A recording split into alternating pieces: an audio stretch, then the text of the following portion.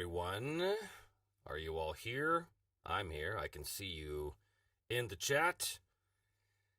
Hey! Hello. Still getting my screen set up here. I'm not real, not real good with this whole technology thing. But I hope you can all see me, and I hope you can all hear me. Of course, I will ask you in the chat if that is the case. Yes. So, hello everyone. There's a bunch of you here today, which is great. Thank you all for joining me here today. It's the first time I've done a live chat in, God, it's a while. I think that before the summer maybe was the last time I did it.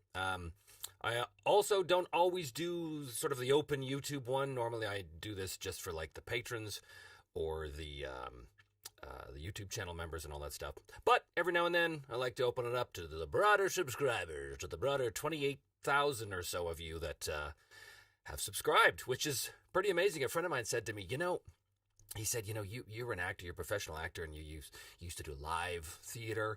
Imagine being on stage in front of 28,000 people, all who came to watch. And I was like, that's a big house. That is what we call an A house in the business. That is a very large venue. So thank you all for joining me here at Carnegie Hall, so to speak. Anyway, there's a whole bunch of stuff that I want to cover. This is so funny. I'm looking at the chat. One of you says, this audio sounds silky smooth, and someone else says, sound is a little tinny. Okay, well, then I'm going to guess that is your speakers, because my equipment is of the finest quality, I can tell you. Anyway, as long as you can all hear and see me, that is kind of what matters. So, as always, there's sort of a little delay here in the chat, so, it's a little awkward for me to try and answer you in real time, but yeah, you know how it is. You guys probably know how this whole chat thing works a lot better than I do. As like I said, I've only done a handful of these over the 4 years or so that I've done the channel, so still getting used to it. 4 years. God, it's kind of hard to believe. I started this thing in 2019 just because I thought, wouldn't it be funny? I think I've told this story before elsewhere, but the idea was that me and a couple of voice actors in LA were going to do kind of a Critical Role-ish thing for somebody else, for a very large company that shall remain unnamed. But of course, we could not get the schedules to coincide, so finally I said, to hell with it, I'm just going to do it myself. And that's what started Me, Myself, and I. And here we are 4 years later, and 28,000 of you who have come along for the ride, so thanks for that. Okay, so, boy, you guys are jumping right into the questions already. I'm going to try and focus on the YouTube channel members who I can see, because YouTube channel members have a red die icon. I don't think my patrons do, although I recognize some of your names. So, for you patrons, I made a post, live chat Saturday, November 25th, on the Patreon page. If you do want to ask me something, put it in the chat, but also maybe paste it into the Patreon page post. Patreon page post. And I'll keep refreshing that and see if I can make sure that I give you some priority here, because you are the paying public after all. So let us do that. All right. Where are we here? What happened to my chat window? Where did you go? Oh, there we go. All right. Uno momento, por favor. Uno momento, por favor. I was just in Mexico, can you tell? Okay. All right. Well, I see actually, I'm going to go up to the top here and see if there's anything that I missed, as you guys were already jumping in. Well, first of all, RPG Solo do Salgadoido, which I'm sure I'm butchering the pronunciation of. Hey, Trevor, I love your work. It inspired me to start my solo channel as well, but it's in Brazilian Portuguese. Thank you for your amazing videos and inspiration. Well, you're very welcome, and I'm pleased to see that you've derived some value from it. Okay, where are we? Here. X-Kilter Silva. Hey, my dude, I've been using Mythic 2 as a support to help me GM. Good. And the game has been so much fun. I don't do solo, but it helps me a lot. Yeah, that's how I used the emulator a lot in the early days, was as a tool for the GM behind the screen. when running games, and it was great. Great. My friend Ross, who's currently running us through a Mithras campaign, he does that a lot now. He's sort of adopted a lot of the Mythic GM emulator stuff when he runs. So it's cool because when you're playing the game with the GM that you know is using the emulator, you know all bets are off. You know that you don't have any kind of plot armor because the GM is just seeking random inspiration, so anything could happen, and I love that. Okay. Oh, Never Fear 1911. This is a YouTube channel member. Thank you for joining. Me, Myself, and Icon. Make it happen. God, I don't think it'd be very big. We talked a bit in a previous chat about the idea of a solo gaming convention. And that is a weird oxymoron. A bunch of people all sitting at tables by themselves. Mike Larson asks, convention plans for 2024? Yes and no. There's a lot of big stuff coming in 2024, both for me as sort of a voice actor and a professional, but also for the channel. There's a lot of stuff I have planned, a lot of stuff that's currently in the works, which I am going to talk a little bit about later on. But there is a convention that I'm hoping to attend and actually GM at. Baron Derop of Dungeon Masterpiece is trying to get something going, and I can't remember whether it's in February or March, something like that. And I don't remember any of the details. I just remember that he said to me, "Hey, do you want to be a GM for this?" And I thought, I've never done that. I've never run a game at a con, and it's going to be small, as far as I know. And I really like him, and we got along great. So I thought, let's see what happens. So that's possibly on the agenda, which would be great. But we'll see. We'll see if that works. Okay, I'm trying to keep up here. All right. Pazzy Sad, I've been there since season 2, since it was still new, and you've only improved since. Thank you. I do try and make each series I do, I try and add something more to it, whether that's a new camera angle or whether it's a different lighting setup or whatever. I'm always trying to improve the channel. I'm always trying to make it more sophisticated. It's very, very, very difficult to do it all by myself. As I have said before, but I want to reiterate, Me, Myself, and I is absolutely true. There is no team. There's no production team. There are no cameramen. There's no sound guy. There's no editing team.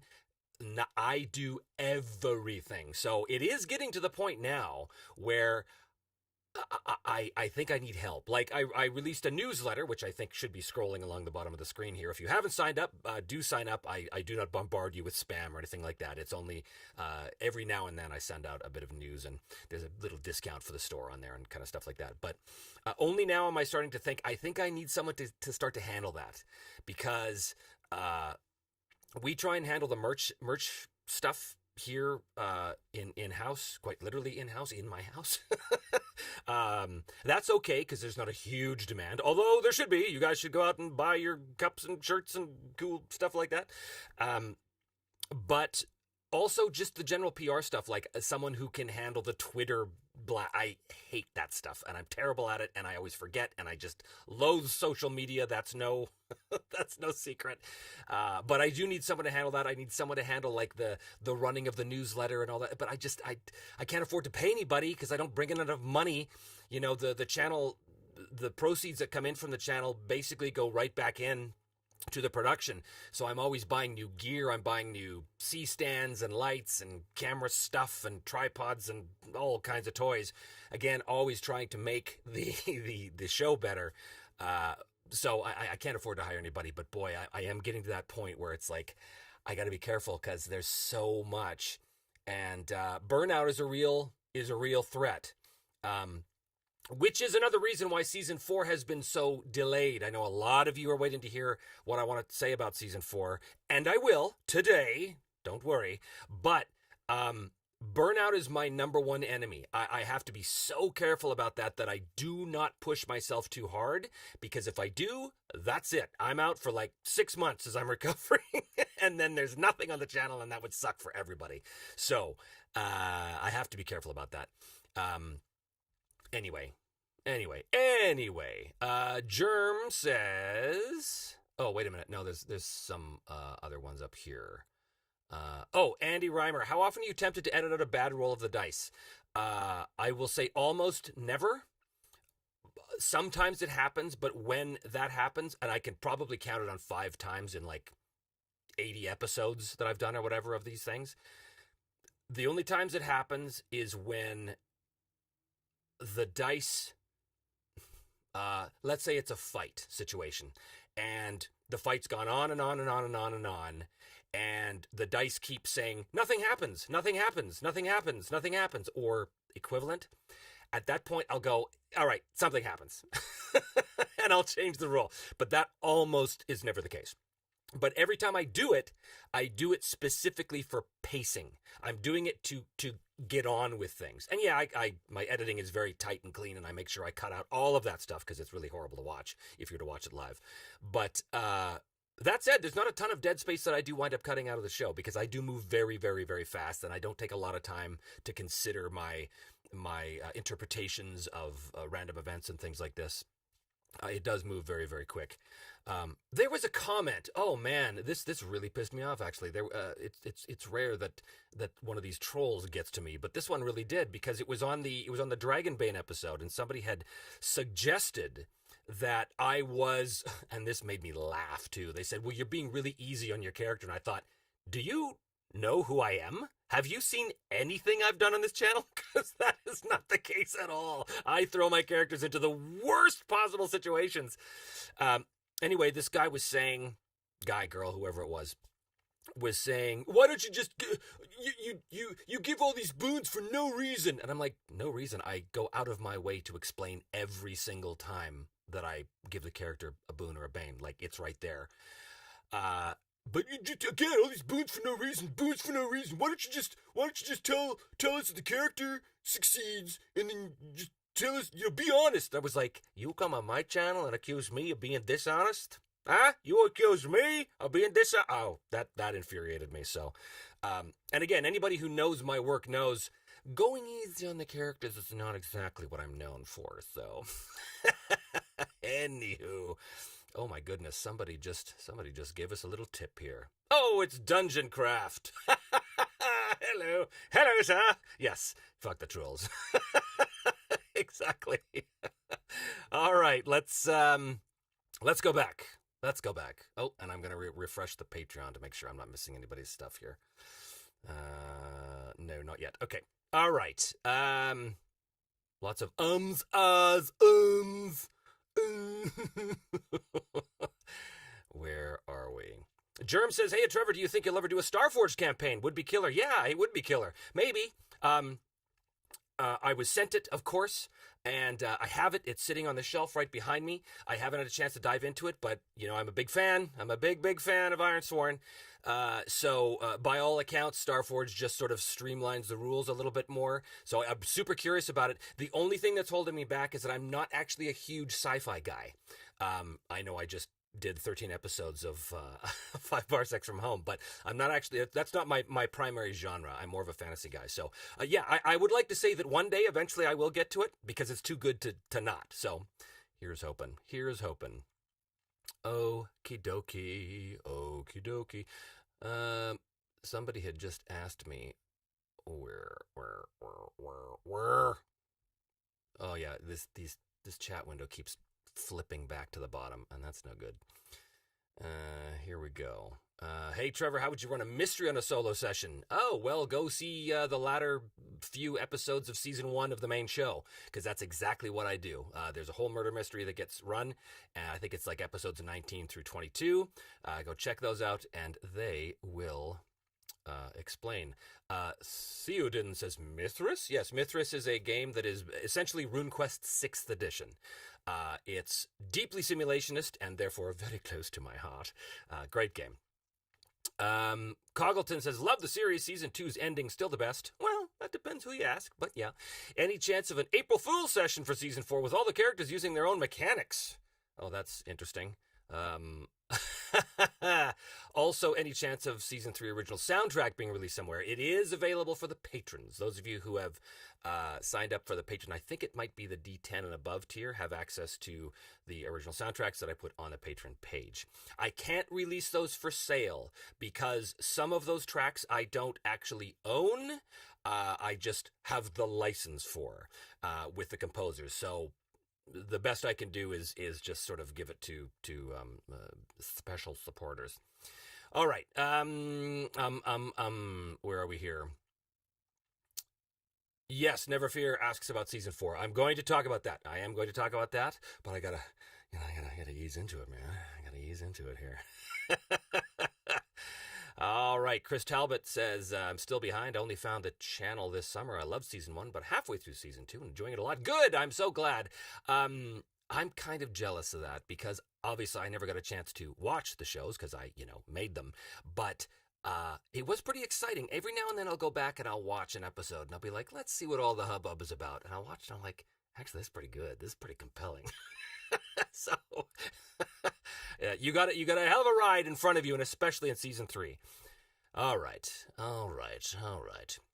Dicetell says the fact that you do it all as one person is what makes your stuff so inspiring. Well, thank you very much for that. It's also what makes me very tired all the time. Lina says your production is top class. Thank you so much for that. I do work very hard to make the show look good, and I'm a big perfectionist. I cannot stand when I make technical errors, but of course it's inevitable. Again, one guy, there's going to be technical errors in every single episode, and I just hate it when that happens. If I had a crew, I'd have somebody to fire, but I don't. There's only me. Okay. All right, let's get to some questions here. There's a whole bunch of comments and compliments, and I'm deeply appreciative of all of them. Thanks, guys. That means a lot to me, actually. It's the single tier. Oh, we have tips coming in. My goodness. Okay, who said hello here? We have Arg Scott. Love your work. Have a coffee on us. Thank you so much. That is great. Thank you so much. And Aaron Bailey. Oh, thank you for the £10, the 10 bob. Thanks for the 10 bob, Aaron. Very nice of you. All right, let's get to some questions here. Okay. Boy, so much. Okay. Yes, James Thrall, a patron, says, Professor DM is here, hopefully wearing that +1 vest of protection. For those of you who don't follow Professor Dungeon Master, you should on Dungeon Craft, and very often when he's about to give a somewhat controversial opinion, most of the time I find myself agreeing with him 100%. But most of the time when he does, he talks about, I'm going to get my +1 vest of protection on here, just in case the attacks start coming in the chat or in the comment section. Okay. David and Dragons, question! And in big capital letters, too, to get my attention. Well done. Well played, sir. Do solo RPGs and horror go well together? Thoughts? Yeah, I think so. I did a specific horror Halloween episode in season 1. I think it was episode 6 or 7. That was very much tailored towards horror. In fact, in the Mythic GM emulator, there's a specific table for horror elements that you can use to sort of push things towards that. They can. That's the thing about solo RPGs, man. Or let's just face it, any RPGs. You can do anything you want. You can do any genre. Horror, of course, it is sort of a different beast when it comes to a regular RPG group, because I think the biggest thing about running a horror game like Call of Cthulhu or Delta Green or even Unknown Armies to an extent is people have to buy into it. Everybody has to have that expectation that we are here to do a horror game, because nothing will kill your horror game quicker than someone nervously busting out a joke at the wrong time. That'll kill the atmosphere. And as a GM, it's very frustrating to have characters that are hesitant to buy into it. And either they are or they aren't, right? Like, you can't force somebody to. The idea with a horror game is everybody has to be on the same page for sure. Like, even the vampire game I'm running, I wouldn't call it a horror game exactly, but it's certainly shaded by horror, the entire thing. And those players are always in. When they sit down, it's like, boom, they're in character the whole time, and it's super, super intense. And it kind of has to be in order to get that atmosphere across. So, yeah, horror is sort of an interesting thing. Can you guys hear me okay? Somebody said my volume's low. Can you hear me all right? Do I have to gain up? I never know with these very sensitive microphones, very, very expensive microphones, Oh my goodness. Oh my goodness me. All right, where are we here? Okay. Acquiring trolls is a sign of success, says Magnificent Devil. I think you're right, terribly so. I think I think that's actually horrifyingly true. Because the more people going, you were stupid head, means that the more people are seeing the show. And I've been very lucky with the history of the channel. For every moron who goes, I don't like, thumbs down, you stink, there's like 1,000 people that go, that was really great, please do more. So I just kind of laugh at the trolls, because trolls are the same anywhere you go. Trolls are just people that, you can spot them immediately, because these are just people that are so afraid to create something for themselves that they lack the courage to actually birth something into the world creatively, that all they can do is destroy. Kind of like Tolkien said, true evil cannot create, it can only destroy, it can only twist and mutate. So I don't really take the trolls too seriously, and most of the time I just find them kind of pathetic and I laugh at them. Anywho, Dungeon Craft says he's wearing a +3 sweater of laziness. Oh, I must have missed a comment. Okay. Steel the Warrior, a channel member. Hello, Steel. Have you considered accepting volunteer social media help? I know at least one of us here would love to help you out. I have not, actually. I didn't want to put that burden on any of my fans. But, I mean, if there is anybody out there that actually wants to help with this stuff, because I suck at it. I suck at the social media stuff. I suck at the Discord thing. There is a Discord server that's fairly active, but I know it could be way more active if I did, things to help promote that. I don't have the first clue what those things are, because I'm not a Discord guy at all.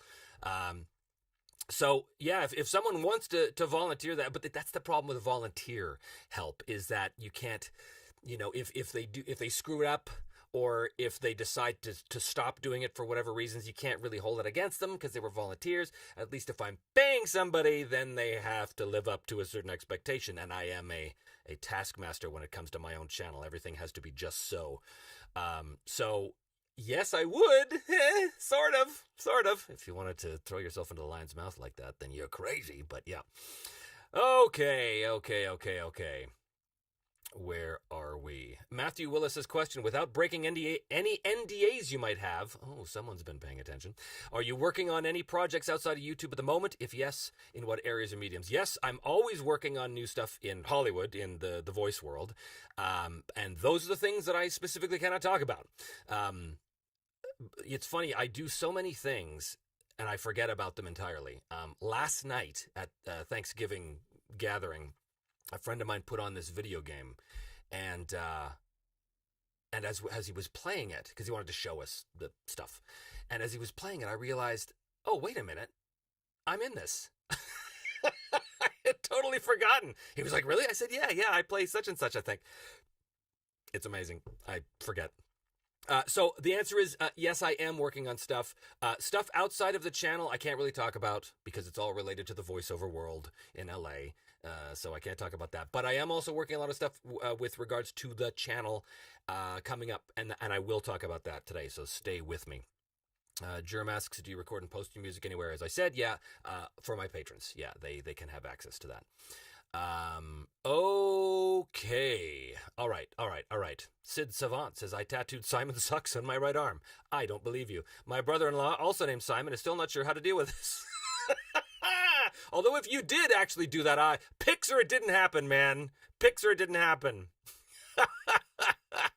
Mr. Gunn says, I'm sorry, first time here. What show are we talking about? Are you for real? You come on my stream and you don't know what I'm talking about? You don't have any idea? What are you doing here? What are you doing here? Seriously, what are you doing here? Do you watch the show? Are you an RPG guy? I'm curious. Let me know. Okay. All right. Oh, Theodins has given us a little tip. Thank you very much, sir, ma'am, person, Mrs. Person. Okie dokie. Okay. Ferrets Rock, a supporter as well. What new tabletop RPGs have caught your eye? Man, that question would take an answer that would be like 6 hours long. I get sent new games every week, both from established publishers and from indies, a ton of indies. And I cannot keep up. My attempt to keep up is sort of shown by the reviews I do, or even the Sage's Library episodes I do. No, there's a new one coming out in a week or two, actually, as well. But there are so many games that have so many good things in them that I know I will never get a chance to run, and it always breaks my heart. Because every game I have in my shelf, I don't know how many hundreds there are. It's crazy. Obviously, I don't have enough hours in one life to be able to run these games. And that does break my heart. I remember there was an old episode of Cosmos, the original Cosmos with Carl Sagan. And if I'm remembering this right, this is a long time ago, but he's in a recreation of the Library of Alexandria. And he talks about how all of the collected knowledge of mankind here in the Library of Alexandria, when it still existed, you could spend lifetimes in that library and not read a fraction of the collected writings there. And I feel that way about my game library. I could spend multiple lifetimes playing these games and not get through any of them, and that makes me sad because I want to play all of them. I can't. But that said, there's always games that come along that make me excited, even if they have concepts in them that I can lift and use, right? Like a really good example of this is Forbidden Lands. I ran a Forbidden Lands campaign a number of years ago, and I'm in one right now, playing one right now, which is great. Love the game. Love Free League. Big fan. But Forbidden Lands introduced to me this idea of the resource die. Arrows, torches, food, water, which went between D6 and D12, I think. And the idea was every time you rolled, every time you used a resource, you had to roll this die, and if you got a 1 or a 2, it goes down 1 die step. So it's a timer, and it's a resource management system that does not mean you have to keep track of every arrow and stuff. I love it because there's that aspect of gambling in it. Every time you have to roll the dice, there's an aspect of gambling in it, and there's always sort of a nail-biting moment, right? And it's the unexpected, and I'm a big fan of the unexpected. So I immediately applied that to virtually all of my other games that I was running, fantasy games anyway. So there's always games that come in that I look at and go, this is fantastic. I hope I can use something from it all the time. Dungeon Craft. Oh, Dungeon Craft, my friend. Any chance of you doing 1,000-year-old vampires? So I think I talked about this with somebody. Was it with Kelsey? When I was talking at Kelsey? The interview, which was just us having a conversation. 1,000-Year-Old Vampire is a beautiful book. It's a game where you play this vampire over the course of like potentially thousands of years. Really, really cool. However, and this may sound controversial, I don't really consider that a role-playing game. I consider it a writing exercise. A really, really cool writing exercise and just a gorgeous book. And I encourage all of you to go buy it because it's just fantastic. The PDF, no. You need to have the real thing in your hands, man. It's a work of art.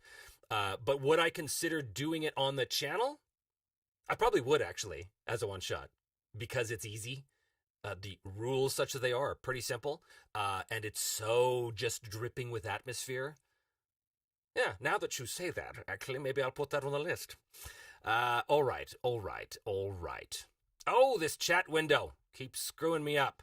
All right, I'm gonna refresh the Patreon page here just to make sure that I haven't missed. Oh, here's a couple. Ferrets Rock. That was that was your question. I just answered. Okay. All right, here we are. Oh my goodness. Charles Prouty, a YouTube channel member. Wow. He says, I'm working on a solo Savage Worlds Witcher game. Do you have any advice? I will talk about that. And thank you very much for the $50 donation. That is very, very generous, sir. Thank you. A Savage Worlds Witcher game. Do I have any advice? Yeah. Lean into all of the goodness of both Savage Worlds and The Witcher. Savage Worlds is a great game. Super fast. Once you figure out the rules, right? They're not complicated, but you do have to internalize them, just like you have to internalize any rule set. Enjoy the craziness of the Savage Worlds game, the exploding dies, the using of bennies, all that stuff. Lean into that because that's what makes that game really, really fun. Again, I used it in season 1 and super fun. For a Witcher game specifically, I would say look at some of the optional rules in Savage Worlds that kind of grit things up a bit to make things a little more and hard and awful, like in terms of the stuff that happens to the characters. I would do that because that would fit nicely with the Witcher world, if that's how you envision the Witcher world. That's how I envision the Witcher world, but maybe not everybody does. Anyway, that would be my advice to you, and thanks again for the generous donation. Lee Hart says, how do you keep a balance between planning sessions out and keeping the outcome a surprise for yourself? That is an excellent question. So it depends what the game is, and it depends on a lot of things. So for what I do in the show, for the main show on the channel, I plan out really nothing. I just go in and I see what happens. And then I take a bunch of notes based on what happens, and I think, okay, so how does this affect the main character? How does this affect what they want or what they're going to choose to do next time? But that's about it. And then I come in again and I just let the dice tell the story. That should actually be a t-shirt because I use that phrase all the time. Let the dice tell the story. Maybe I will make it a t-shirt. We need more stuff in the store. Maybe that'll be a shirt. So when it comes to the show itself, I don't really plan anything out. I'm carried along on the river of creativity to see where it leads me. However, as a GM, I don't overplan anymore. I used to, as a young GM, I used to meticulously plan things, and that can get in your way because it can lead to railroading the players down a certain path, and I'm very much against that. But to give you a current example, in the vampire game that I'm running right now, I have all of the NPCs and all of their motivations and all of the factions, and I know what the characters want, and I know what they're trying to achieve and all of these things. And basically what happens is, at the end of a session, we look at what happened, and we look at the recap of everything that happened in that session, and I think, okay, how would the world respond to this now? What's the most natural and obvious reaction that the NPCs are going to have to this? Or how is the world in general going to push back on the characters? And so I think, okay, all right, this NPC is going to do this. And so I make a little note, okay, this is what I have. At this time, on this night, unless the NPC is otherwise interrupted by the actions of the player characters, this NPC will attempt to do this thing. And so that's what my prep is. I have basically a chart, like a timeline. Like, if nothing else changes this is what the NPCs are going to do. Are the players there to be affected by it? Are they not? It depends on them, right? But the world is moving in the background. That's the source of my prep for that game. So it's very kind of sandboxy, open worldish. Not all games are run like that. If you're running a more linear, story-based game, which that term makes my skin crawl a little bit, which is, again, controversial to some people, but actually, you know what? That reminds me of something I wanted to talk about, and I might as well do it now while I have this in my head. I'm just going to bring it up so I don't forget.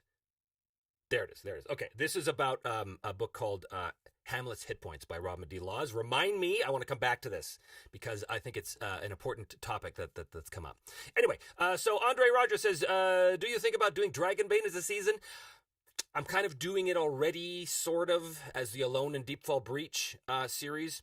I originally was going to do all 5 episodes, because there's 5 sort of chapters in that solo introductory adventure, but I'm not going to do that now. One of the reasons I'm not going to do it is because I kind of messed up. I don't know if you guys saw it, but those of you who did, at the end of, or sort of towards the end of the second episode, I realized I'd forgotten to give Thirdrum something, and that was these special, like, teleportation stones that could get him out of there. So I did that. I said, oh no, he's got these things, and that's how he escaped very quickly. And then Sean Tompkin, the creator of Ironsworn, and also the guy who helped write this adventure, he wrote me, because he's a supporter of mine, and he said, lots of fun. That was great. Just so you know, the whole purpose of the third adventure is to go and get those stones. I went, ah! And he said, sorry, it was not very clear. And I was like, nah, I guess it wasn't, but that's fine. So I'm not going to do the third one. And then the fourth one is kind of, I'm not sure if I'm going to do it. Honestly, the whole purpose of doing the Alone in the Breach was just to give you guys a better sense of how that adventure might play out and how you could use the particular solo roleplay tools included in that adventure at your own table. So I will probably do the last part of the adventure, because you don't really need to do 3 and 4. Like, it's, plot wise, it's very, very simple. You're just trying to reforge this spear, which sounds suspiciously like season 2 of my own show. So yeah, I will probably just do episode 5 of that adventure, and then I'll cap the Dragonbane series at like 3 episodes. So that's probably what's going to happen. But I haven't even scratched the surface with Dragonbane. Like, I haven't even had a monster attack in Dragonbane because they play by their own rules. So I'm hoping that comes up in the last episode because I do want to illustrate that. Lots of fun, that game. Super. Where are we? Oh, everyone's telling me the volume is perfectly fine. Excellent. Thank you. Good. Stop shouting, Trevor. We can hear you. Andre Rogers, have you tried Vampire the Masquerade solo? No, I've not. I've considered it. Again, for the channel. Everybody always asks me, so what games do you play solo? And the answer is none. I only do it for the channel. Mostly because I don't have time.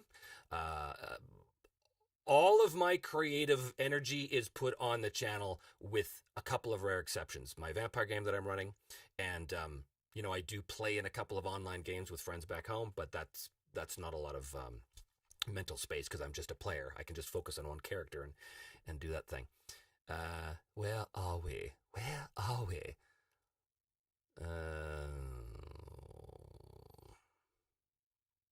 Spear Silver says, can't imagine anyone hating you. Oh, my friend, you haven't read the comments. That's okay. Jean Franken, a patron. Do you have any YouTubers on the list you haven't met yet that you would love to interview? Yes! Seth Skorkowski. I'm a massive fan of Seth Skorkowski, and he's here in Texas. I think he's somewhere up in Dallas.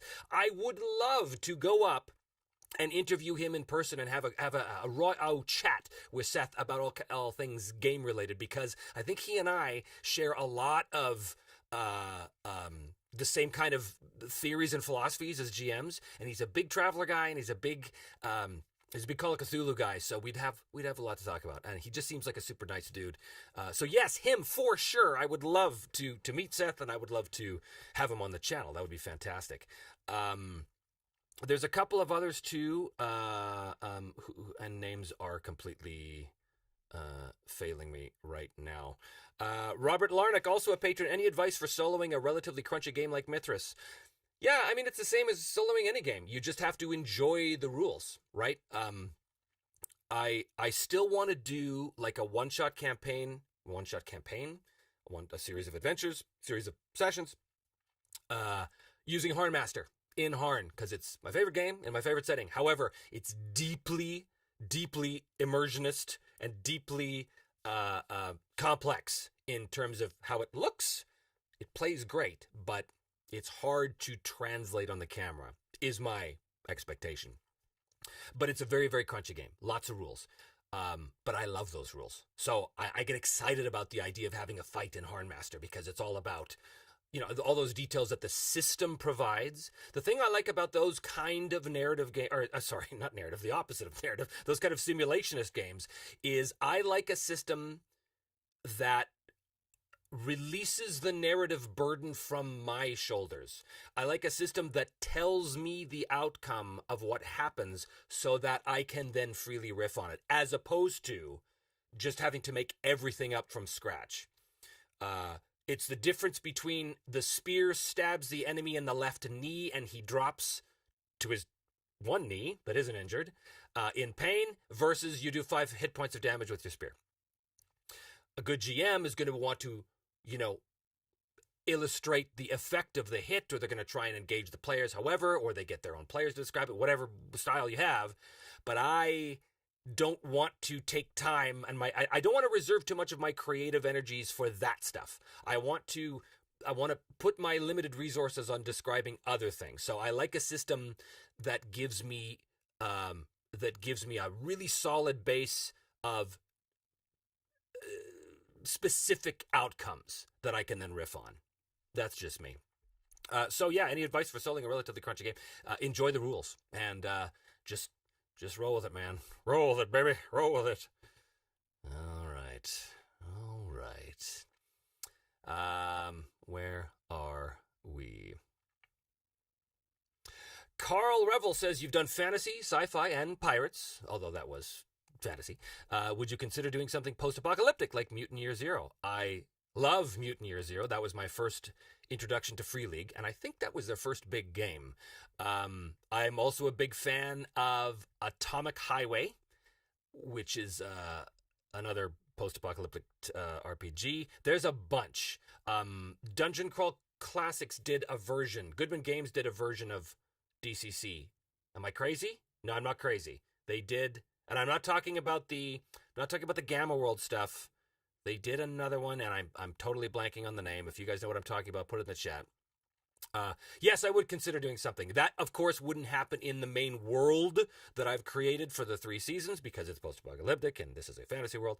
And no, I do not mix genres. There's not going to be spaceships landing, picking up Simon and Edbert to go off to another planet. That's not something that's ever going to happen on my channel. All right. Ferret Rock says, regarding Discord, I think something cool would be promoting people sharing their own solo games. Every now and then we get questions about what they look like, and there's no uniform way to share. Now, do you need me to make an additional heading or whatever in Discord to do that? Because I think that's pretty easy to do. If you don't need me, then feel free to add one. Maybe give me like a direct message or something, Ferret Rock, so I remember to do that, because that's a pretty good idea. Aaron Bailey says, instead of payment in terms of cash, could you offer a higher level of membership perks for someone who helps?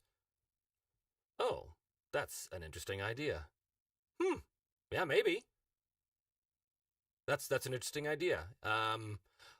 Aaron, I can't tell whether you are a patron or not, but if you are, then write me in the patron page, because that's a pretty good idea. Interesting. All right. RPG Solo says, have you watched Amazon Invincible? I've not. It's on the list. Do you plan on doing a solo play of superheroes on your channel? I'm going to say no, and here's why. I was never a superhero kid. I was never a comic kid. I was never into it. For me, superheroes, and this is kind of ironic considering that so many of my voice acting roles over the past 10 years or so have been Marvel characters and some DC characters as well. Like I was the voice of Rocket Raccoon for many years, and Claw on Marvel Avengers Assemble. So I'm very heavily involved in the superhero genre in the voice acting world, just not in my own games. I was never a fan of superheroes because to me, superheroes it was just a soap opera. It was a soap opera where there were no consequences, because these characters would fight and fight and fight, and no one ever really got hurt. Nothing ever really happened. And if something changed, it would just be reset back to the status quo after a few issues, as though it never happened. And I was like, that's dumb. If someone gets killed, they're dead. There's no coming back. Even when I was running D&D as a young GM, one of the first things I banned from my games was resurrection. So I'm like, no, death has to mean something. There has to be meaningful consequences. Otherwise, what's the point of rolling dice? If you're guaranteed that you're just going to spawn back to your starting point, then what's the point? There's nothing at stake. So probably not going to do a superhero thing. I am slightly interested in the necessary evil setting for Savage Worlds, which, of course, where you play the villains. That's always been interesting to me because it changes that up. It shakes up that genre, right? But not a big superhero guy, I'm afraid. Here we are. Matthew Willis says, got to spend money to make money. It's always a risk, so got to budget those helpers for social media or editing help. Yes, I'm aware of how the economy works, Matthew, thank you. But I do not have it in the budget to pay somebody to do that stuff that I can do for myself right now. When the day comes that I absolutely cannot do it, then that is the day that I will have to bite the bullet. But currently, I do not want this channel to break my bank. Cannot do that, I'm afraid. Okay. More or less, Tori, what do you think about the toxic fandom of Star Wars? I'm not going to get into that. That starts to reek of politics, and we don't talk about that on my channel. I have my own opinions about all things political, and I will share exactly none of them with any of you. No offense, just none of your goddamn business. All right. The Vivite Crow. I'm guessing that's how you pronounce it. Question. I know you already have a few meters of book throwing on your record? Book throwing. Oh, you're talking about Burning Wheel. I know you already have a few meters of book throwing on your record, but if you tried soloing the Burning Wheel, one could say give the Burning Unicycle a ride. That is funny. I have not tried it. I won't say I won't try it. I think it would be self-flagellation to try it. I think it would be an epic exercise in self-torture to try it. That doesn't mean I won't. I really do want to love that game, and there's so many parts of it that I do love. But I'm just saying I have many expensive cameras when I shoot an episode, and one of them might get hit by me throwing the book directly at it. So maybe not. We shall have to see. We shall have to see. Okay. Zero says, question, have you ever tried to go systemless, only with Mythic GM, Oracle answers, and nothing more? No, I've considered that because you can use the emulator just on its own to do everything. It can handle everything, right? Do I hit the orc? Yes. It's extreme. Yes. Okay. He's dead. Whatever. You totally can do that. But I like systems. I like, part of the reason why I do this, a huge part of the reason why I do this is because I like exploring the nitty gritty of game systems. So it would kind of defeat the purpose not to use them. That is that. Oh, my thing reset itself again. Gotta scroll up. You guys are way ahead of me. All right. Oh, Nick Peters gifted 5 Me, Myself, and Die memberships. Look at you. What a guy. All right.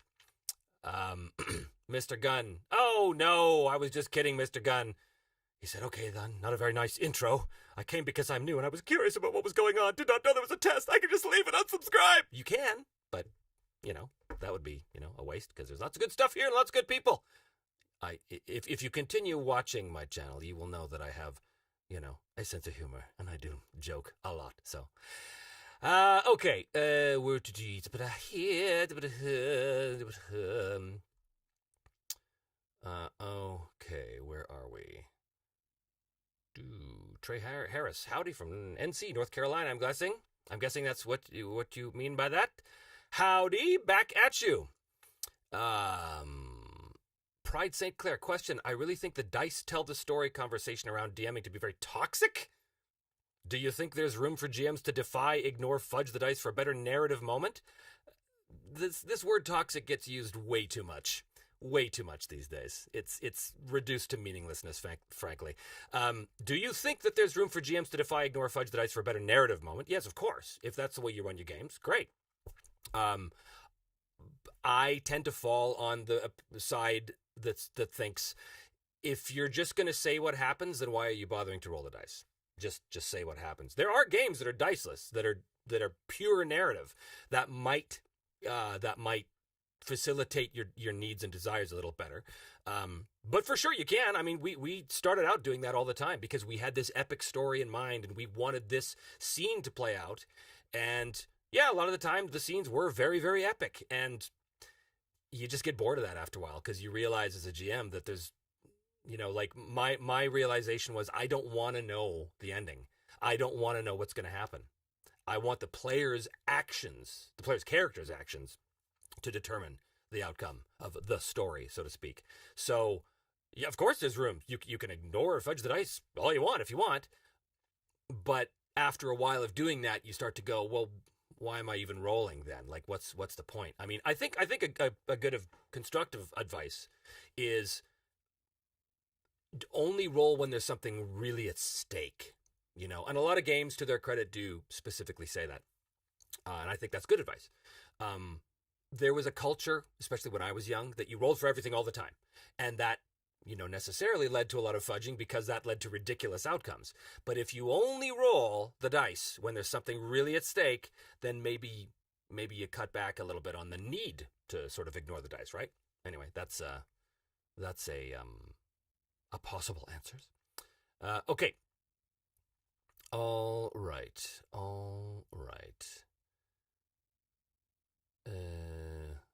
Let me refresh here. James Wood, question: which system have you enjoyed? Have you most enjoyed using for the show? That's a good one. As I've said before, I love all my children, so it's hard to pick. The choice of system really informs the atmosphere of the show. So using Savage Worlds, for example, you get a really crazy gonzo, high action, fast-paced kind of game, and that fuels the feel of the show. Using Ironsworn gives you a very slow, methodical, grim, dark, survivalist kind of feel, because that's what the system gives you.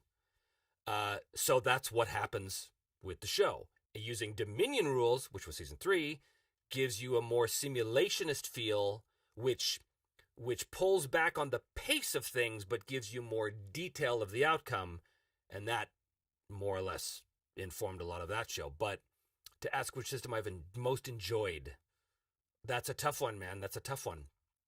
I really do love them all, because I love them all for different reasons, you know? That's why if someone was to say to me, what's your favorite role-playing game? I don't think I could answer it, because the answer is all of them at different times. Right? Even D&D. I'm not a huge D&D guy, but I've had great experiences in some D&D games. You know, great fun. Even 5e, right? Which I'm not a huge proponent of for various reasons. I've had great experiences with it. There's been moments that I take away from 5e games going, that was great, that was fun. So it depends, right? It totally depends. Okay. Matthew, do you plan on having featureless Great Plain episodes on Shadow Dark, Knave, 2e, and possibly Deathbringer, or others in that same vein of influencer RPGs, for lack of a better way to state it? Yeah, I thought about that, actually. I think Kelsey's gonna shoot me a hard copy of Shadow Dark when she gets them. And, yeah, I'm not against that at all. I mean, it's a super popular game, especially in the OSR crowd, and there's a bunch of you OSR folks out there. I love aspects of all games, and I don't see why I wouldn't. Where are we? More or less, Tori, would you ever look at the Ironsworn Delve tool? Yes, I did. I used it in Season 2 to great effect. I think it's a fantastic DLC. Char Aznable. My friends and I are starting an open table game where everything will be procedurally generated as we go along. Have you ever played or ran a game like that? Do you mean GM-less? Like there's no GM, you guys are all sort of sharing the GM duties? If so, I've never played that way. I don't have much of an interest in that. I kind of like there to be one. I'm a theater guy at heart, so there's a director and there's the cast, and in the end, at one point there has to be one vision that says this is I am the arbiter of what happens. This is the way it is. I'm not saying that you can't do it or can't enjoy it. I'm just saying it's not my thing. But other than that, if you're talking just about a GM that is running a game totally on the fly, generating completely randomly as they go, yes, I've done that myself, and it's fun. It's fun. It's freeing. Okay. James, have you considered doing the Strider mode for the One Ring RPG as a full season? I'm going to do a Sage's Library on the One Ring, the first edition, because that's the one I'm intimately familiar with. I have the second edition. I haven't even opened it yet. I'm scared to open it, and I'll tell you why. The minute I open the second edition of the One Ring again, I'm back, baby. I'm back in Middle-earth. Everything will pull me back to Middle-earth, and I can't afford to go back yet. I can't go back yet. I have too many worlds to explore first before I return to Middle-earth. It's a deeply personal thing for me, the Lord of the Rings and the One Ring game. I ran one of the most successful campaigns ever in the One Ring. 6 years, 30 years of game time, multiple generations. Okay, just fantastic. So would I consider doing Strider mode for the One Ring as a full season? I don't think so. It just become precious to me. It's too precious to me. All right. Where are we? Where are Plu Kun? Hello from Germany. Hallo, meine Freunde. It is good to have you on board of our chat. All right. Dungeon Craft says Seth Skorkowski is cool. Be warned, he's a hugger. Uh-oh. Don't touch me. Stay away, please. I can't handle the human contact. All right, let's check the old Patreon here. And then I'm going to get into some Season 4 stuff, I think. Okay, there's a couple here. Kevin Sargent, have you given any more thought on doing a live episode like a one-shot to show the process you go through to play a session? Yeah, that one slipped by me. I wanted to do that this year in 2023, and it slipped by me. But it's on the list. Because for some reason you guys want to see you want to see how all the sausage is made. I think you're crazy, but okay, if that's what you want. That may be just a patron thing. We'll see. Shell asks, is there a Discord we can join? Yeah, when you join Patreon, you should automatically be signed up for it. I think you have to be a member of that or YouTube, like a channel subscriber to be part of it. I'm not entirely sure. I think it was set up that way. John Franken, do you think AI could run an enjoyable game for players in the not too distant future? Well, anything's possible in the future. I am very skeptical of AI being a competent GM at this point in our technological development. I think it's kind of a bauble and it's a diversion and it's the new shiny at the moment, but nothing beats a human. Nothing beats a human's imagination, and nothing beats the interplay between multiple human imaginations as you get around a game table. So is it possible? Yeah, of course it's possible. Right now, I wouldn't trust it. But again, just my opinion. Okay, I'm trying to get to the bottom of this chat here so that I can talk about some stuff that I wanted to talk about before I go. Not that I'm going anytime soon. I think we can go for a while yet. I don't even know how long this has been. How long has this been? How long has this been? I don't know. It's been a while. Oh, almost an hour. Look at that. Okay. All right. Maddie C. Hello, late to the party. Hello, Maddie C. Welcome. All right. Where are we? Mutant Crawl Classics. That was it. That was the post-apocalyptic game. Is that what I was thinking? I don't think it is. I think there's another one. God, there's so many. I cannot keep them straight. Okay. Matthew, do you know what the bad spot is? Also a solo player who focuses on sci-fi. I know of the bad spot. I haven't watched the bad spot. People talk about him with great fondness, which is cool. All right. We've got a lot of talk about simulationist mechanics going on here in the chat, which is kind of cool. Where are we? Sweet Potato Data. Sweet Potato Data. That's a great name. Sweet Potato Data.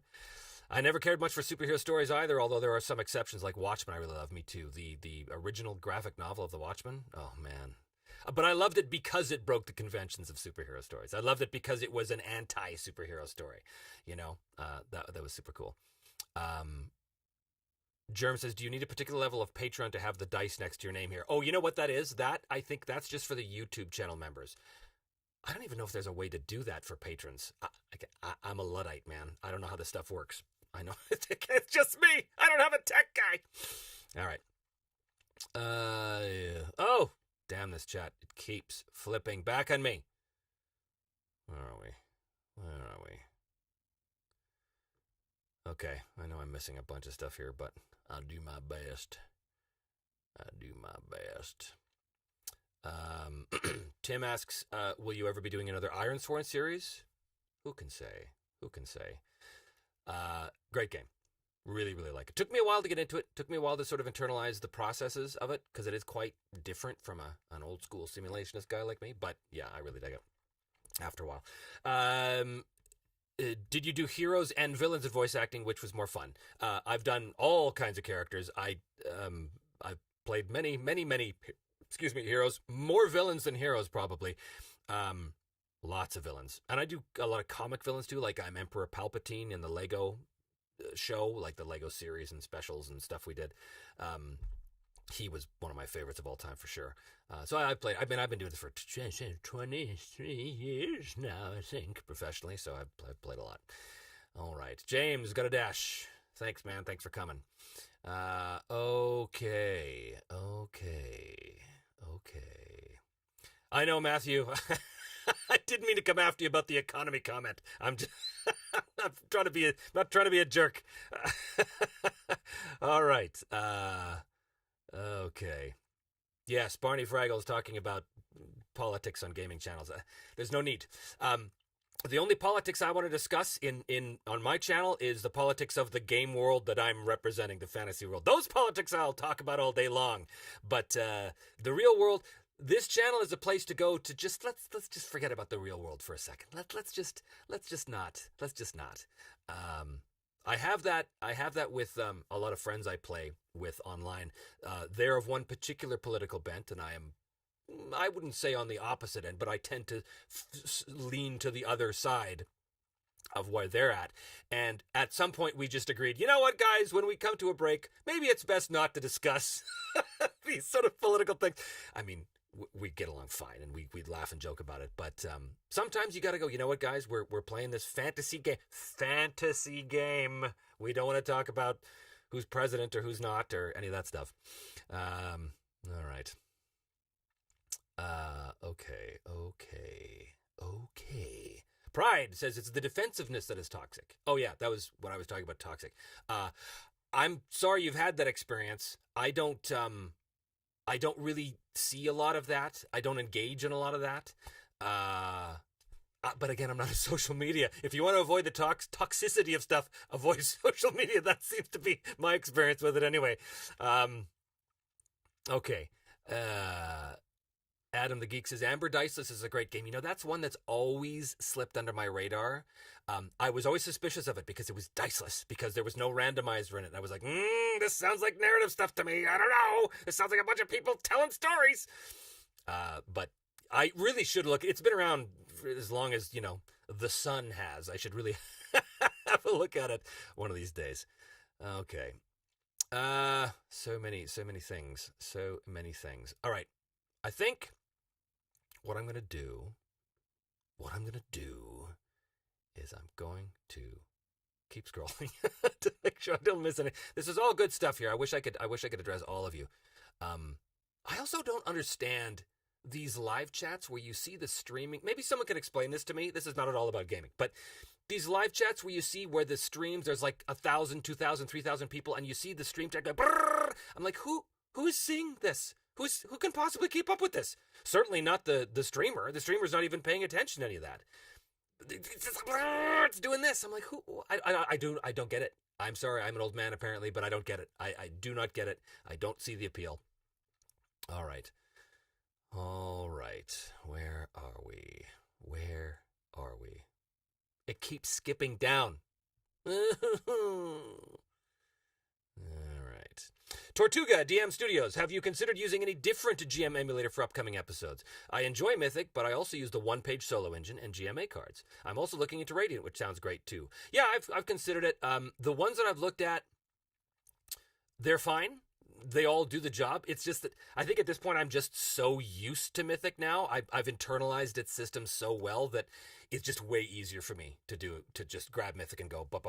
And especially since the new edition is out, the second edition that came out last year, I haven't actually had a chance to use it yet. So I'm still like, ooh, I can't wait to get my fingers on those pages and see what happens. So there's that. But yeah, I mean, not throwing shade on any of the other systems out there at all. One of the reasons why I did the Dragonbane solo game right now is because I wanted to use the specific Oracle tools that they provide with that solo supplement, because it's very, very tailored to the Deepfall Breach. So I was like, yeah, let's check this out. And it's good. It's great. It's super fun. I mean, I love it all. Don't forget to come back to Hamlet's hit points. Yes, you know what? Okay, all right. This is sort of a departure, but not really. I was going to do a video on this, but I don't think it warrants a whole video. So I happened to come across on Amazon the description for Robin D. Law's book, Hamlet's Hit Points.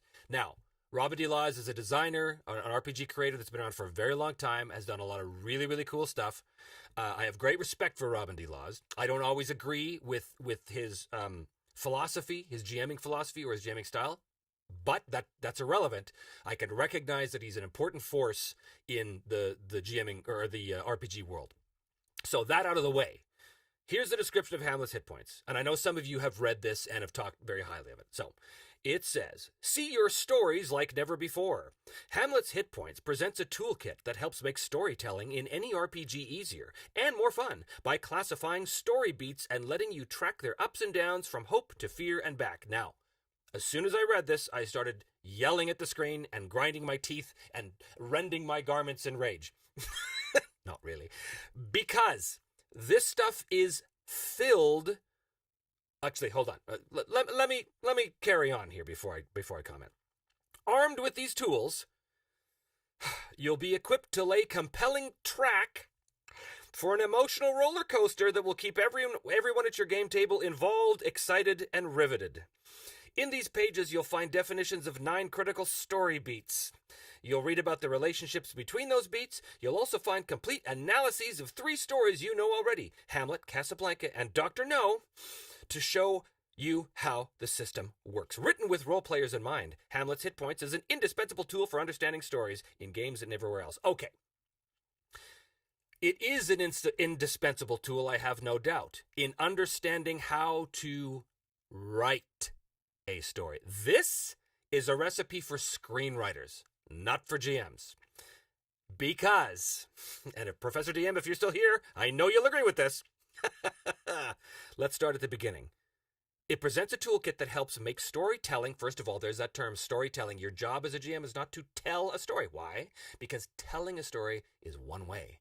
I tell you a thing from my mind's eye. You, therefore, by definition, sit back and receive it. That is not the power of a role-playing game. The power of a role-playing game is the interaction between the GM, who is the world, and the players, who are individuals in that world. Storytelling, by definition, implies it's one way. It's like going to see a movie. When you go to see a movie, you have no power to affect the narrative outcome of that movie. When you read a book, you have no power to affect the outcome of that. But in a role-playing game, you do have the power as a player to influence and affect the outcome of the story. So that's the reason why I don't like that term storytelling. Okay? Okay. Carrying on. It helps make storytelling in any RPG easier and more fun by classifying story beats and letting you track their ups and downs. Story beats, that is right out of a screenwriter's handbook. Story beats are all about using pacing tools and plot tools to ensure that a narrative works out a very specific way, the way that screenwriter is crafting it to be. Again, that is the language of the one-sided storyteller. That is the language of, I have a story and you will sit back and listen to it. And that's what I have a problem with. Armed with these tools, you will be equipped, and this is the one that made me hit the roof. You will be equipped to lay compelling track for an emotional roller coaster. Can you have a better example of railroading possible? Laying track for an emotion. You're literally saying, I'm going to teach you how to create a railroad structure that your players will just sit back and enjoy instead of participating as players, which is the power of the role-playing matter. If we have the power in the game to make meaningful choices that affect the outcome, otherwise, your choice, your great epic scene, it was preordained because the GM had its epic story to tell. And he always knew that you were going to fight the dragon on the side of the mountain and plunge the sword. And wouldn't that be so cool? And wow, everyone's going to ooh and ah. And yeah, sure. Until you realize that it was preordained. And nothing I did could have changed that outcome because we all wanted a really cool scene. Now, there are games that are designed specifically to do that. There are narrative games that are designed exactly to do that. And that's great. That's great. There should be games for everybody. There should be different types of games for every choice. It's just that when you are, and here's the crux of it. Here's why I get so passionate about this. When you are trying to teach, especially younger, inexperienced GMs, tools to be better GMs, to create a better experience, if you teach them tools like this will ultimately, very likely, and in many, many cases, create an unsatisfying experience for the players. Because when those players figure out that they do not actually have any agency, a lot of them will walk away from gaming because they will say, this isn't for me. Now, they might not be able to explain why.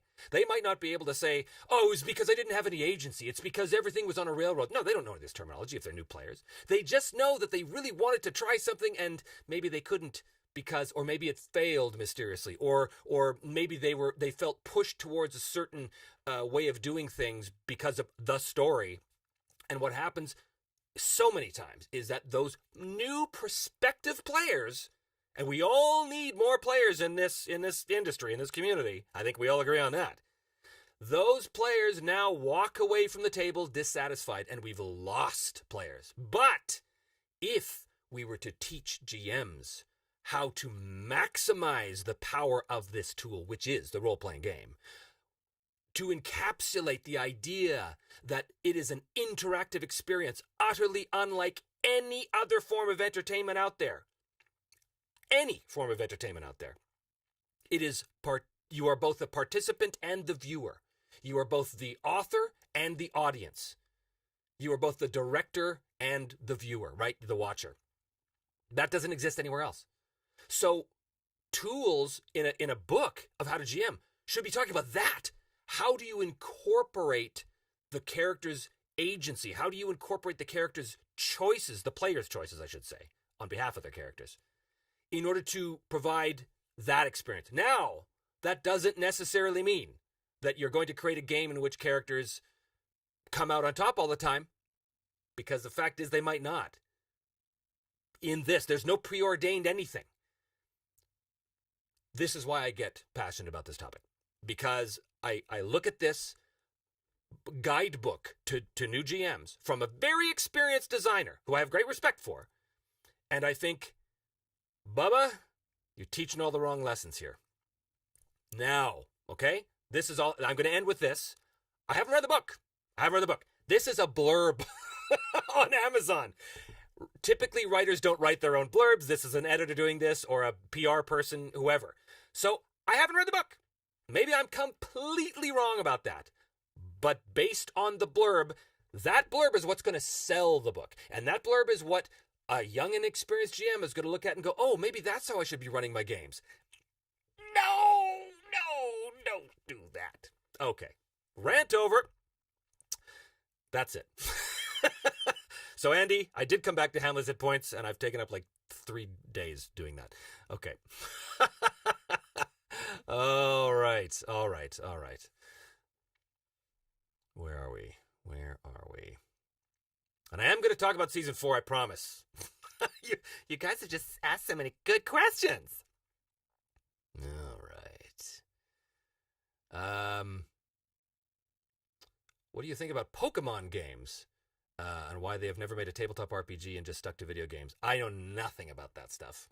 Zero. I'm not a card game guy. I'm not an anime guy, even though I've been in a million anime shows as a voice actor. I'm not into it. I don't know it. I don't follow it. The whole card game, like Magic the Gathering, all that stuff, it's way over my head. I never got into it, much in the same way as I never got into comics. Sid Savant says Delta Green for Season 4. That would be a switch up, wouldn't it? Did you do Palpatine and Lego? Yes, I did. I still do when we do specials, when I get to play Darth, whatever his name is, Sidious. Yes, Emperor Palpatine. All right.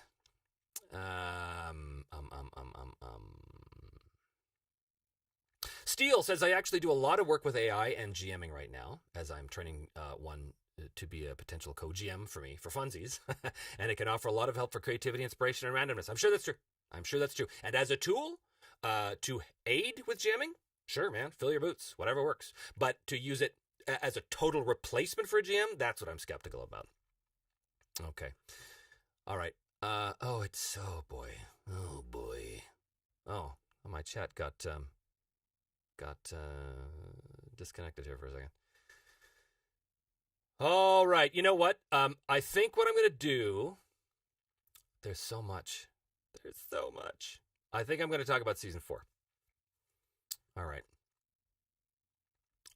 unless I've really missed something. I'm going to reset the patron page here.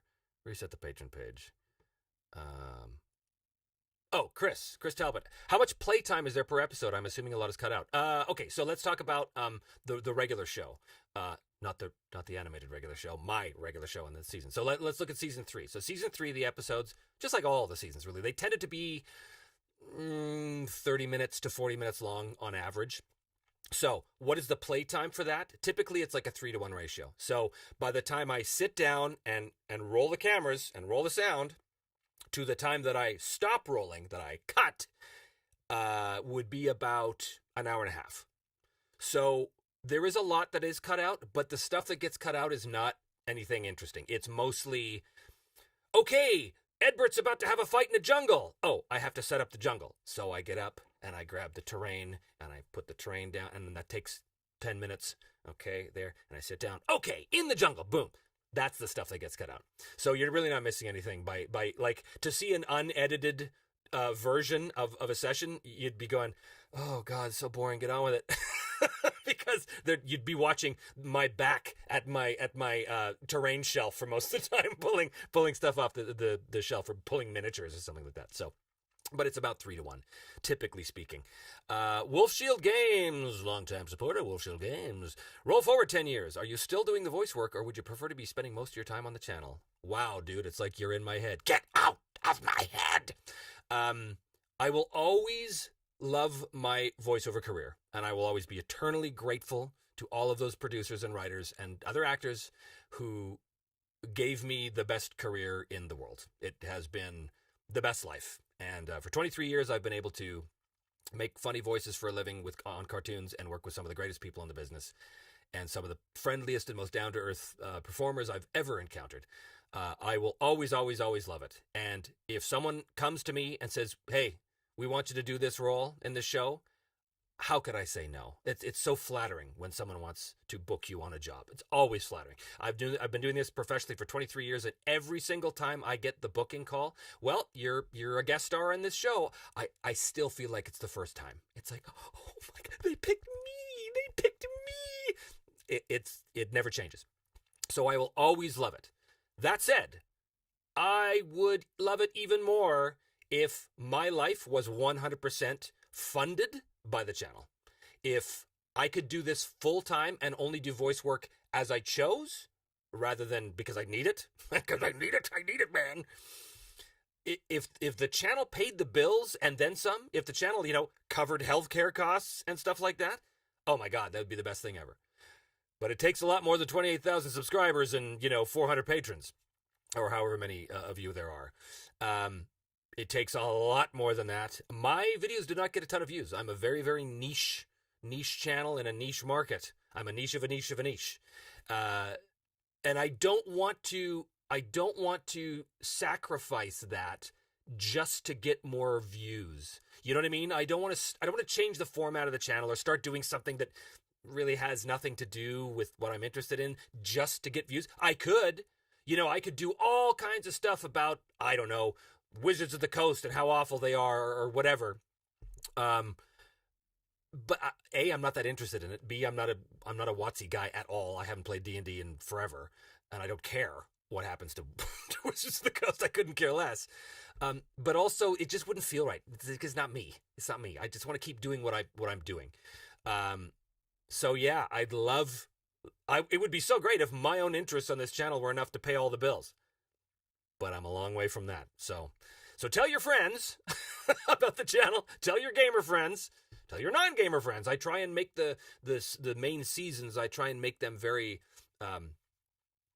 very watchable for people who know nothing about games. I try. It's not always easy to do that, but I do try. Good question, Wolf Shield. Thank you for that. Okay. All right. Boy, there's so much here. I think I have to come back to this because a lot of you are responding to my big rant about the Hamlet hit points here. And then I'm going to talk about season 4 because there's stuff to say. There's a big announcement. Have a big announcement. Big announcement. All right. Okay.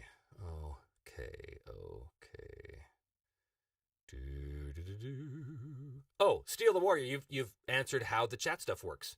Yeah, you need somebody else. You need a moderator to pull comments out. I don't have it. It's just me. That's another reason why it takes forever to answer these questions, because it's just me. It's just me. All Um, um, um, um. Dungeon Craft is still here. Huzzah! And he agrees. At least he was when he wrote that. That's good. I'm so honored. I'm so honored that you're here watching. That's great. We've got stuff going on. Oh, magnificent devil. Magnificent sweet potato dado. I think you guys are already here, though. It's telling me you've just arrived. I think you've been here for a while. Welcome regardless. Keldon says a very true statement. There's a countless numbers of RPGs out there. There's room for all kinds. 100% agree. 100% agree. Especially in the golden age of gaming, where there is more role-playing games available than at any time in the existence of role-playing games. There is absolutely room for all kinds. Couldn't have said it better myself. Okay.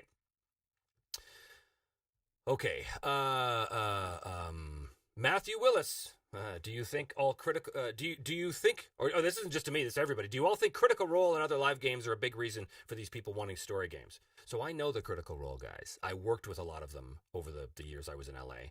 So I'm I have to be careful what I say here, just because, not because I'm hiding anything. It's just I know these guys. I think, and also I've never really seen Critical Role.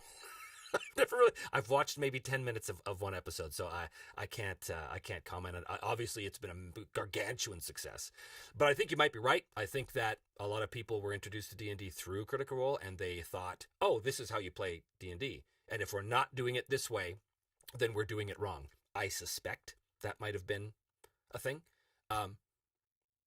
because the whole story thing. We want to tell a story. That's always been there.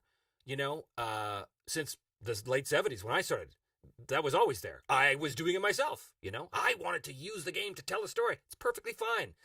It's only after years of experience, in a lot of cases, you realize that, oh, wait a minute, there's probably a better way to utilize this tool to get even more out of it than just, I'm going to use it to tell my epic story, right? Okay. All right. Caitlin Joe, as a writer, I love solo RPG games because it's not writing, and I have no idea what's going to happen. When I get in my head to tell a story, I might as well just write. You're right. That's what I love about them too. But I do that as a GM as well. My current vampire game, as I mentioned, I don't know what's going to happen. I know what the NPCs have in mind, but I sit down at that table and I say, okay, go. And the players, they go. And I'm like, oh my God. Oh wow. I'm just as shocked and amazed as any of them are. And I love it. It's exhausting. We always walk out of those sessions going, oh my God, it was so intense. So intense. All right. God, we're almost down there. Really Random Rants just found out about your channel and brand yesterday. Well, hello and welcome. Heard you want the Chatcast. Oh, my old friend James Arnold Taylor.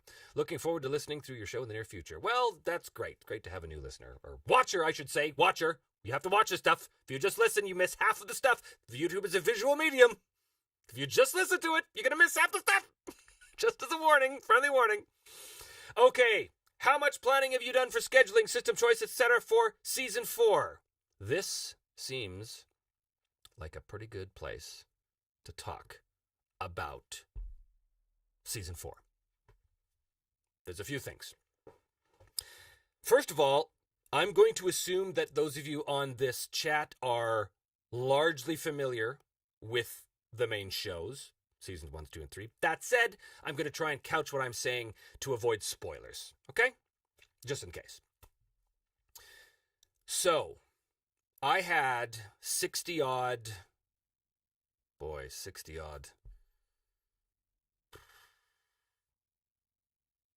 Is that right? I think there was 66 episodes of the main show. Is that right? Anyway, something like that. That's a lot.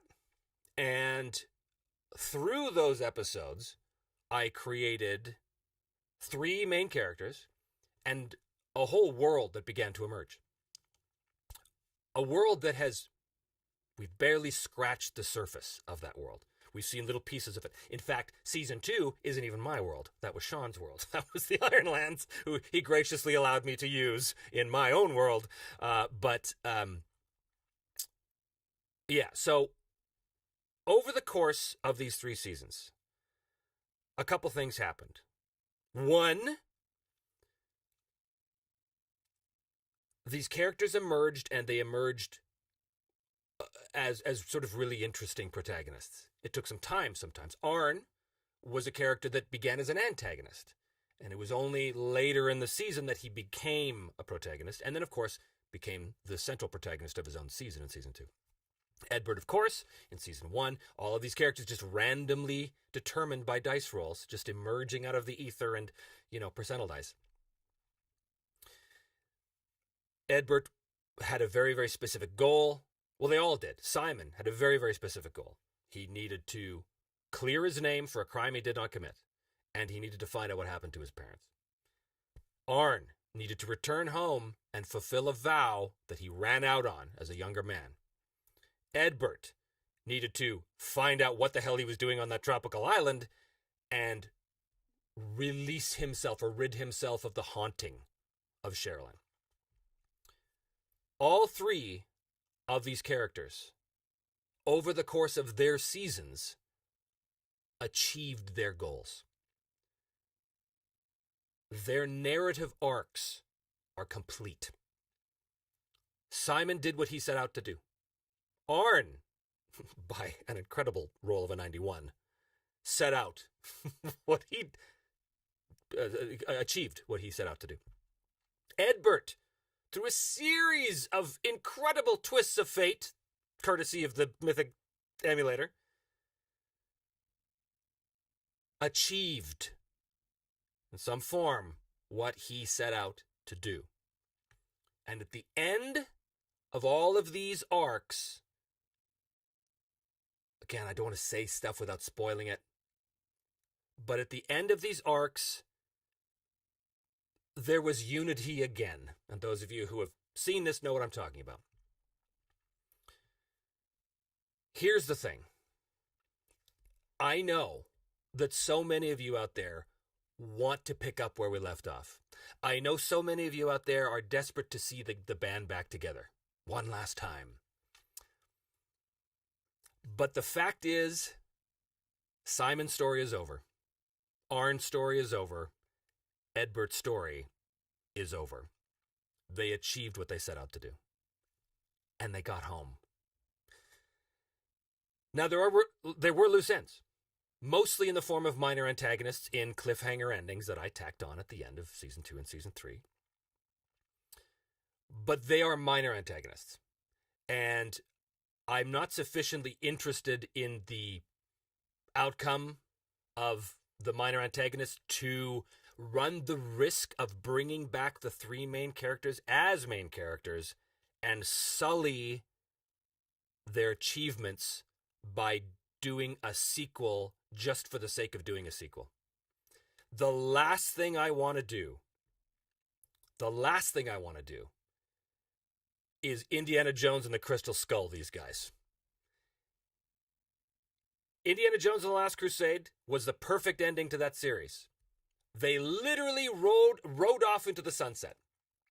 Fast forward 20 years, or however many years it was, and then you get the abomination that was Crystal Skull, which all it did was ruin what came before.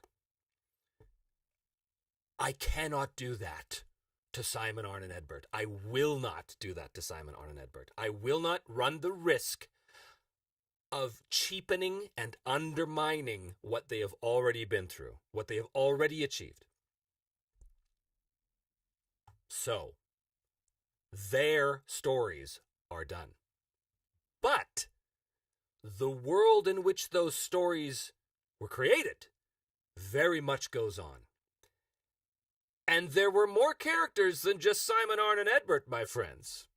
Many more characters who still exist and who still live in that world and who still need to achieve things in that world. And so that will be the focus of Season 4.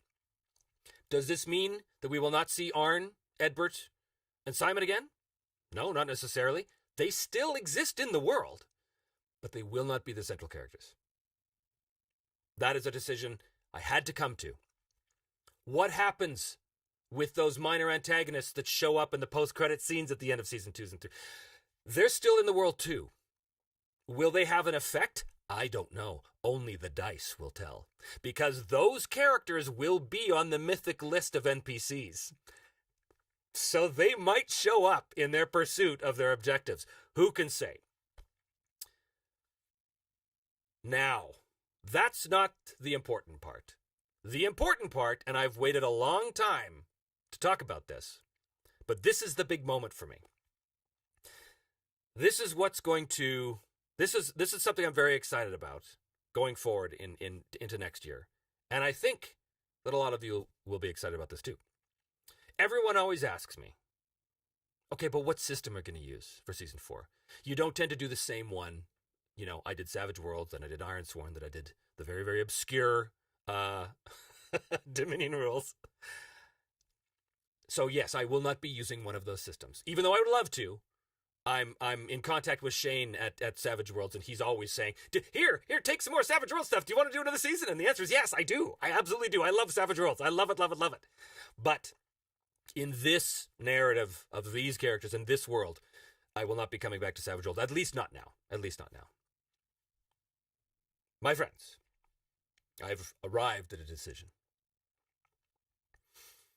At the same time that we are determining the characters in season 4, the outcomes, exploring the world, exploring the characters' decisions and choices, at the exact same time that we're developing the world in season 4, we will also be developing the game system. Because I am going to use my own system and play test it as we go through season 4. I already have been working on a core engine, which works really well. The philosophy behind it is I wanted to make a game system that is right for me. In other words, it's going to have a lot of simulation as aspects, but it's also going to be right for the show. In other words, it's going to be fast moving. It's not going to get bogged down in too much detail. It's going to be based on a core dice mechanic that I like and am excited about. And there's no chance of me forgetting rules because I'll be making them up as I go along. That is the big announcement for season 4. I will be going into season 4 with new characters. Maybe not entirely new characters, but I will be exploring parts of the world that we've never seen before, and I will be taking the game in a direction we've never really seen before as well. I think. Again, I can't say that with total confidence because, as we all know, the dice will tell. So the emulator could steer me all kinds of places, but right now I'm imagining that it's going to take us in a direction I've never really done before. Certainly going to take us to places we've never seen before, explored before, and we're going to do it with a game system that has never been seen before either. Now, that's not to say I'm doing something totally original. I'm not trying to reinvent the wheel. I'm nowhere near smart enough to do that. But I'm basically doing what I call the greatest hits system. I'm taking pieces from all of my favorite games, and I'm putting them together in a way that I think works. We'll see. We'll see if it works. There's basically 2 versions of the game that I've designed. One is a sort of a proper RPG with the GM and players, and then there's the player-facing solo version of the game, which of course will be highlighted on the channel because that's what we're doing here. So that's the plan. We're going places we've never been, and we're play testing my own system as we do it. I have no idea whether this is going to work. It might be an abysmal failure. I have no idea. But I guess we'll find out. And yeah, now that I've said it out loud, I'm terrified because now I'm committed to it. That is the deal. I'm not going to tell you anything about the system yet. Because it's still very much in its infancy. I've developed the core. I've done a bunch of play tests with my local group here. Again, I'm not trying to do too much. I just need to know that the core system is going to work well enough. Because I'm not concerned if I run into situations in the show where, oh my God, I have to change this about the system. That's fine. That's kind of the part of the point. But as far as I know, no one's ever done this. As far as I know, no one's ever actually play tested a game sort of in real time over the course of the season of a show like that. So so that is that. There is a lot to do still, even aside from finessing the core system. There is still the new soundtrack that has to be commissioned. There is still terrain that needs to be found or built. I would love to get in contact with terrain builders out there that I respect, that we could do a co-pro with, like Jeremy at Black Magic Craft. He's up in Winnipeg. I learned virtually everything about terrain building from him. I would just love it if I could get in touch with him and be like, hey, why don't we do a little thing where, you make some terrain for me and I, plug it on the channel. And because I think that there's such opportunity there. That's one thing I learned from Gen Con, from Gen Con this year, was that there's such opportunities with other YouTubers who live in this space with me, that there's such exciting possibilities to do that kind of stuff, and I haven't taken advantage of it. And I think it's time. So if you guys know any terrain guys out there that you think would be interested in doing a little back and forth collab with Old Me, Myself, and Die, let them know. Let them know to get in touch with me, and we'll see how it goes. But failing that, I got to make all the stuff myself. that takes time. I'm also trying to see, and I don't know if I'll be able to do this because this is a tough one, but I'm trying to see if I can add some of the animation stuff from the Blade Runner series that I did this year into the new season, by which I mean to pepper certain scenes with some animated sequences. Not to overshadow, not to take over. I'm not trying to animate the season or anything like that, but just little moments of animation, just to pepper it. I'm not sure if I'll be able to do it. I'm not sure. But it worked really well in the Blade Runner series. If you haven't seen the Blade Runner series, please go watch it. It's one of the best things I've done, and I think it's one of the best things I've done on the channel as well. It's me running the starter adventure with 3 players. Those are my vampire players, by the way, in the Blade Runner game. And yeah, so that is that. That's the big announcement. And so Merry Christmas, everyone. I hope you're not disappointed about not having Simon and Edbert and Arn as the main characters, but I'm 100% confident this is the right choice. They will always live in seasons 1, 2, and 3, and you can always go revisit them anytime you want. In fact, please do, because the more views I get, the more likely it is that I'll continue to make these videos. Okay. All right. So that out of the way, I do want to get to some patron comments. And wow, we're over an hour and a half. This may be the longest stream I've done. I'm not sure. I so appreciate that you guys are here. This is fantastic. I think it's the most amount of viewers I've had at any time, which is great. That makes me feel very good. Okay, so Kaiju, patron Kaiju says, what's been your favorite season or project and why? They've all been incredible to watch. Again, it's hard for me to say.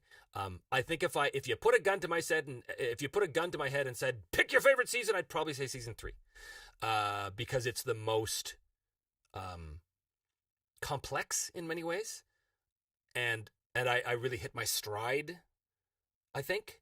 But it's hard to say. I love it. I love season 2. I love season 1. I love them all. Okay. Rui Enriques. Hi, Trevor. Joined after 65 minutes. Oh, a new patron. Huzzah. Welcome.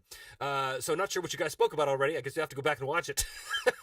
I loved your Blade Runner series with a party of 3. How likely are you to embark on a similar project? The new Blade Runner Adventure Part 2 has come out or is about to come out.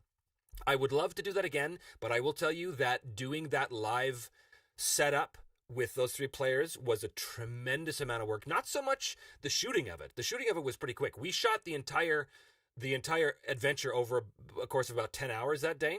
It was super fun. However, it was the editing.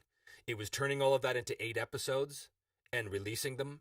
That was a gargantuan amount of work. Because again, I do everything. I had to do the music. And even Ty, one of the players, and myself, we sat down and composed a lot of the music ourselves. So we did everything for this. The editing was a nightmare. I'm so glad I did it. It's so worth it because I just love the Blade Runner series. I would like to say that definitely we're doing the second one, but I have a feeling I'm going to have my hands full with season 4 in 2024. So if I do get to it, it might not be till towards the end of the year. We'll see, though. We'll see. Freely can be very persuasive. If they keep sending me all this free stuff, I might have to do it anyway. We'll see. Okay. Let us have a look at some more chat stuff, and then I'll probably bring this to an end because we've gone on for so long. Dead Drone. Sorry for my off topic. You got a guitar behind you. What do you like to play? I've been playing the guitar for a long time, but I'm a real folk guy. I'm a real Irish rebel music kind of guy. I know all those those rebel songs, right, from way back in the day. Lots of folk stuff, lots of stuff like that. I had a band called The Back Kitchen, where that's a whole other story. I'd do a separate patron video for that. That's a whole other story that has nothing to do with gaming. But okay. Andrew McLaughlin, have you thought more about GMing a game with Kelsey, Ben, Barron, etc.? Yes, I have. That's still on the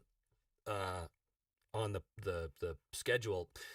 We first talked about that with Dave Thalmavor when I did my interview with him, and we want to do one shots with all of us, and just see what happens and release them.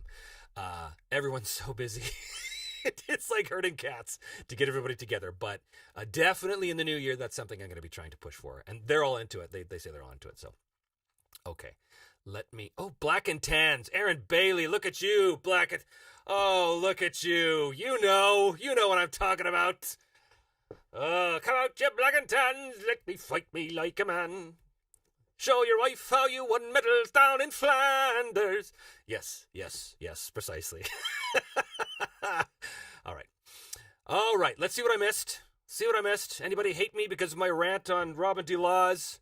Anybody hate me? Come on, give me some hate. No, really don't. Don't give me some hate. Yeah, okay. All right. Telson says, someone get this man's vest. The vest of protection. Okay. All right. Belle Shenar. Hello, glad to have caught up after watching 3 seasons of Me, Myself, and I, Electric Dreams. 5 parsecs from home, and you're following Dragonbane. Welcome, friend. Welcome to have watched everything I've done on the channel. It's fantastic. Okay. Okay. Well, it looks like, judging by the comments in the chat, that you guys seem to be okay with my decision about season 4. So that's good. That makes me feel better.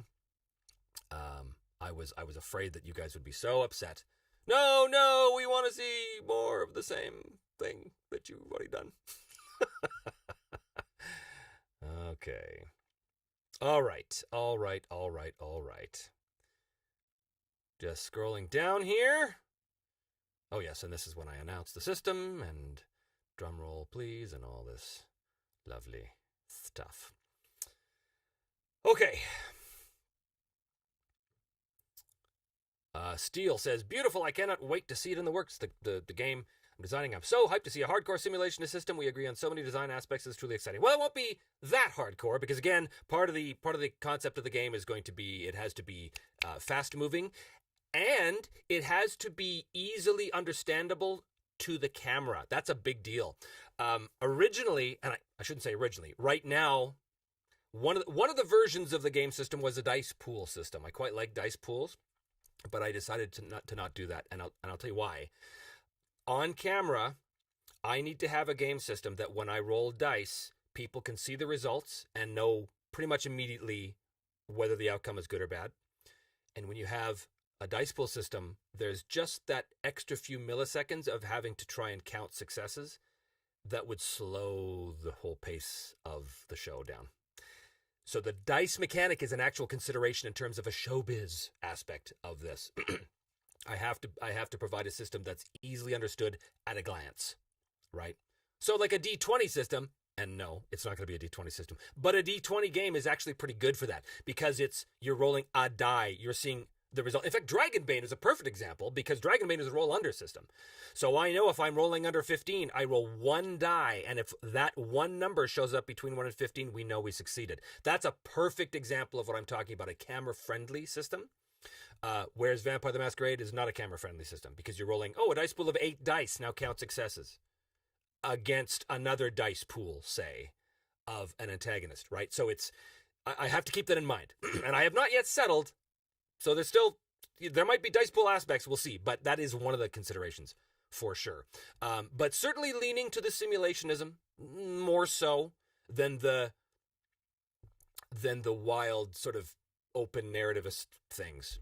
But I also kind of want to make it malleable, so you could, whatever. I'm not going to get too much into it right here. Okay. Where are we? Do we have an approximate date or time that season 4 will start? No, we don't. Lots to prepare for. Look for it in the coming year. I will tell you that. Okay, lots of good talks here. Lots of good things. Tortuga says, I think you've got the support of just about everyone here. That's very good to hear. Okay. Sid Savant says, would love to see a new kind of story with multi-layered political intrigue within a family, city, court, or the like. More social combat and moving timers. It's funny you say that. Yes. Great. Great.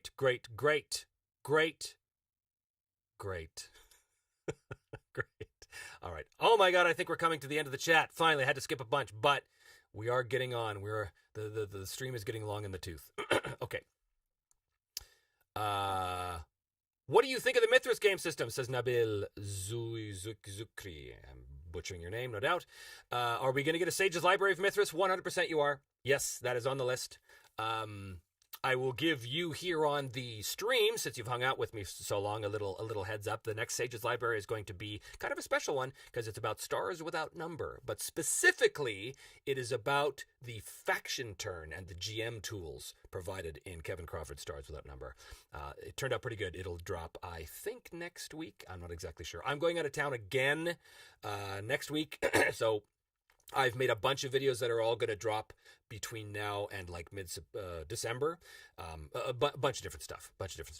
Okay. All right.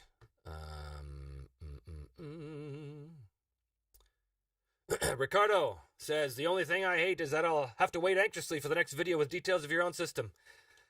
Yep. Sorry, there's no way around that. You absolutely do. That seems like a pretty good place to call a wrap. Thank you all for joining me, and thank you so much for your patronage and for your support on YouTube as well. And thank you, those of you who gave me a little tip, little support, little monetary donation today. That makes a big difference. Thank you so much for that. As always, please do like and subscribe if you haven't already. The Me, Myself, and I store, which is at memyselfanddie.com, is going to have, we're working on new stuff. The Christmas mug is coming back into production now, so that'll go up probably today, I think, for sale again. And yeah, we've got the shirts, and we've got the glasses, and we've got the dice bags, and the dice trays. Everyone asked me about dice trays. We're still working on a manageable way to make dice trays that don't fall apart immediately, because the one I use on the show, it looks cool, but actually it's not very good as a dice tray because it's way too shallow. So when I roll dice, sometimes it just hits the wall and bounces out. It's sort of functionally a terrible dice tray. So that's why I don't want to sell it to you, because it's junk as a dice tray. Looks great on camera, but it's essentially a set prop. So we are working on trying to find a prototype that, actually is a good dice tray so we can sell it to you. Because I get asked about that all the time. So check out the store if you want. Also, this is a huge one. If you guys are interested in buying any of these games that we talk about, do check out the links, the Drive-Thru RPG links that I list on virtually all my videos, because if you buy it at Drive-Thru RPG through that affiliate link, then I get a little taste. So it doesn't cost you any more. It's the exact same price, but it's just an excellent way to support the show, because those little sales do add up and they allow me to buy more cool things for the show. So that is all good. Thank you, everyone, again. You guys are as inspiring to me as you say I am to you. And this is for you. Everything I do in the channel is for my audience. And so there would be no Me, Myself, and I without all of you. So thanks so much, and we will see you on the next episode of Me, Myself, and I.